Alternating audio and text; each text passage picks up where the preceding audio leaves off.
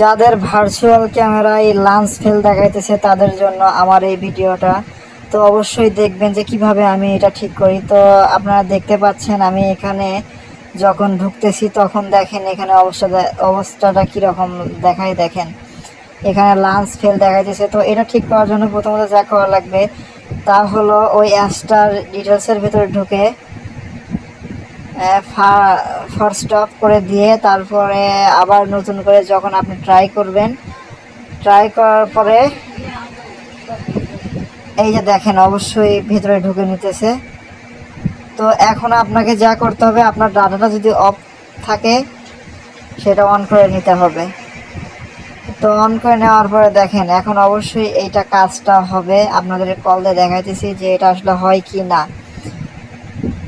তো যাদের এই সমস্যাটা তাদের জন্যই আমার এই ভিডিওটা। আর যাদের এই ভার্চুয়াল ক্যামেরা প্রো লাগবে অবশ্যই জানাবেন, কোনো ডিস্টার্ব কোনো কিছু করবে না। তো যারা এটা নিতে চান অবশ্যই আমার ইনবক্সে মেসেজ দিতে পারেন। আমার টেলিগ্রাম লিঙ্ক দেওয়া থাকবে, হোয়াটসঅ্যাপ নাম্বার দেওয়া থাকবে, ওখানে আমাকে পাবেন। পেলে আপনাদেরকে আমি তাহলে ভার্চুয়াল ক্যামেরা যেটা প্রো যে ভার্সনটা আছে এটা আপনাদেরকে দিতে পারবো। তো এটা আসলে সব ফোনেই সম্ভব। অনেক ইউটিউবাররা বলে যে অনেক ফোনে আছে নাকি হয় না, কিন্তু আসলে তা না, এটা আসলে সব ফোনেই সম্ভব, কিছু কৌশল আছে। তো যাদের লাগবে অবশ্যই টেলিগ্রামে নক দেন।